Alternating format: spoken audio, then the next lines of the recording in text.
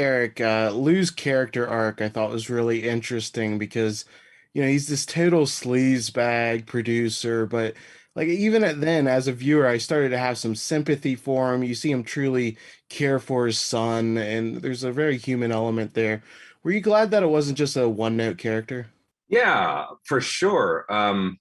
And that's credit to Nick and Lenore too for shaping it that way.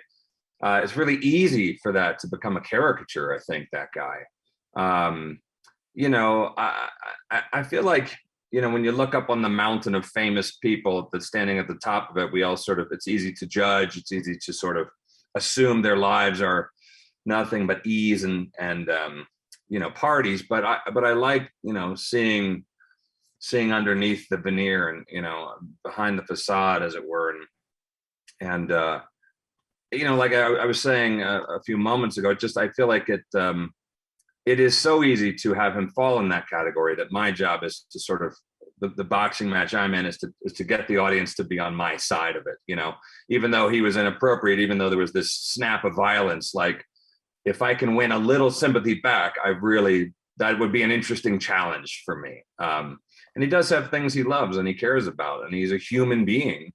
And he experiences loss, and he experiences, this fading career that he's grappling his way through. So I see Lou as sort of more pathetic than anything, and I'm glad I got a little hook in your side there to not just hate the guy. Jeff, you get to play this very interesting character. He's a self-destructive actor that's really just looking for meaning in his life, and he's a more well-rounded character than in the novel. He's very much a lesser role there.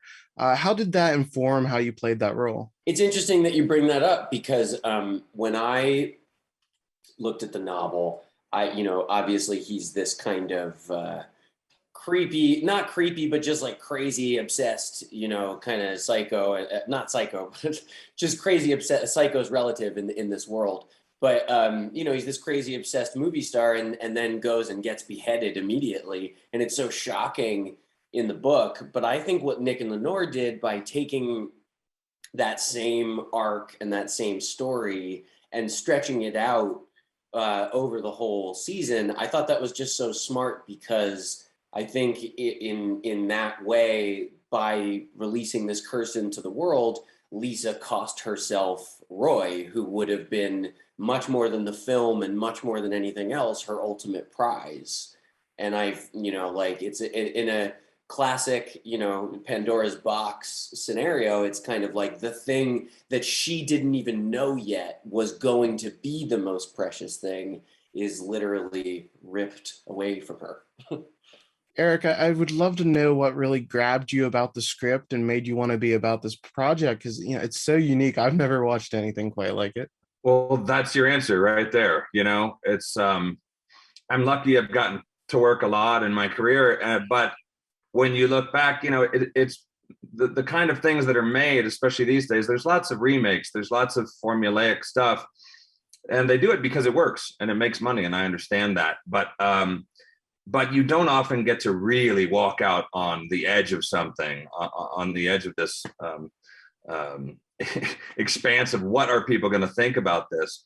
When we were doing it, sometimes I was like, this is kind of like watching a car crash in slow motion, these YouTube videos or whatever. And some people are fixated by them and love to watch them, and other people, it frightens them and they turn them off. But the arc of the curse and just the true weirdness that goes on in this thing, I was just more curious than anything, like, how are we going to do this? And it was just such a unique, singular challenge, unlike anything I've ever been a part of. So I like it for the viewing audience, because I feel like it's, again, like you say, it's just totally out of the ballpark of what we're used to seeing. And as an actor, I got to do a bunch of things I've never gotten to try and do in any other piece of work. Jeff, this this has one of the strangest sex scenes I've ever seen with the rib cage wound. Like, I'm sure that was like a prosthetic. How odd was that to film? Incredibly strange. I thought maybe, because we were discussing earlier, when I read the script, it was very shocking.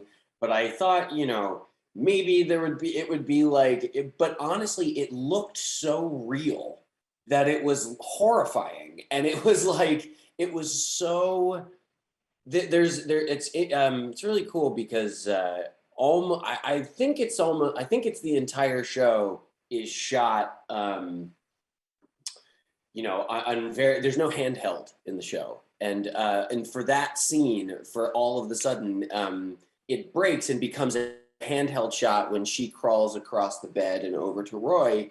And to me, it's such an amazing directorial and cinematic, Matt Sobel and who directed it, and Nick, and the choice of that to kind of literally break out of the mold of how the show is being made, and kind of like being, I think that it's by being handheld, you're so in that position with them, and you're so like, what is going on? This is so crazy. I can't believe this is real. And kind of just, you know, sort of going with this crazy, I mean, I guess if you walk in on someone throwing up kittens, a side hole that, you know, they're sexually stimulated by, maybe isn't that weird.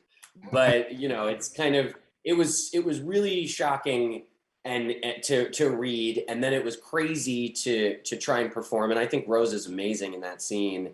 And then it was funny because there's one take that ended up being in the show. That was the last take we did, that it was just, it felt very electric and real, and, you know, and it was the one that you ended up seeing. So hopefully it translates in that way, because it's such a surreal set piece that is so different and interesting. The game is, can you make it make sense and relevant, and not just be a cheap set piece, be something that actually means something. And I think it does, both, you know, stunning you because you've never seen anything like it, but also it feels like it weirdly fits in the show and in their dynamic and their story, and, you know, it fits.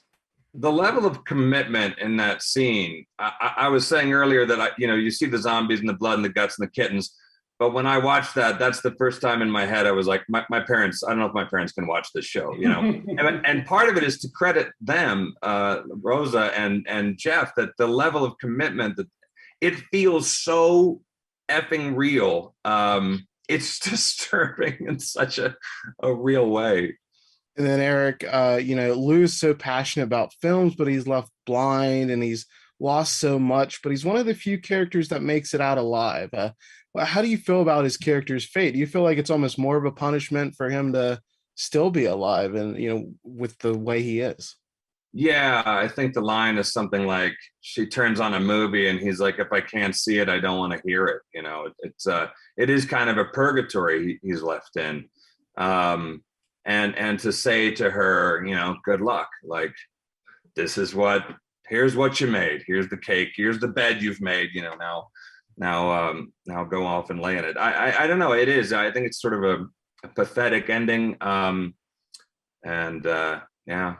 Jeff, my last question here. You mentioned you meet a pretty gnarly fate too in the final episode. I'd love to get your thoughts on the death scene, and how was it filmed, getting your head ripped off? It was crazy. It was a lot of prosthetics and a lot of, you know, a ton of those few shots took many hours to do. And it's funny that you asked, because I remember when we were filming it, everybody was in these kind of white hazmat looking suits, because there was so much blood everywhere that it was like it was just like anybody that was going in and out had to be wearing these white suits. And at a certain point, when we were filming the actual head getting ripped off, there was a moment where everyone was just like, "Oh, it's so exciting! Can you believe your head's getting ripped off? Come on, we're gonna go watch it." And I was like, "Why is everyone this excited? Everyone's very, very pleased to like crowd around and watch my head get ripped off." But it was incredible, and I think it looks incredible, and I love it. I love it because it's such a violent and horrific ending, especially because he's a movie star, and because, you know, like, it feels very shocking and very, you know, but also I love it because it's like, as Eric was just saying, this is your bed. Like, this is the bed you made. Like, you know, it's not just that he dies, he gets ripped apart and eaten. and, you know, decapitated in a way that mirrors back to, you know, his fault with his sister in a way that I think was a self-fulfilling prophecy just by being around Lisa so much. It's, you know, kind of, I think deep down he was trying to get that. But yeah, it was a crazy thing to film. So much blood and a lot of reverse shots, but we did it as practically as we could, and I think it came out looking really cool, if horrifying.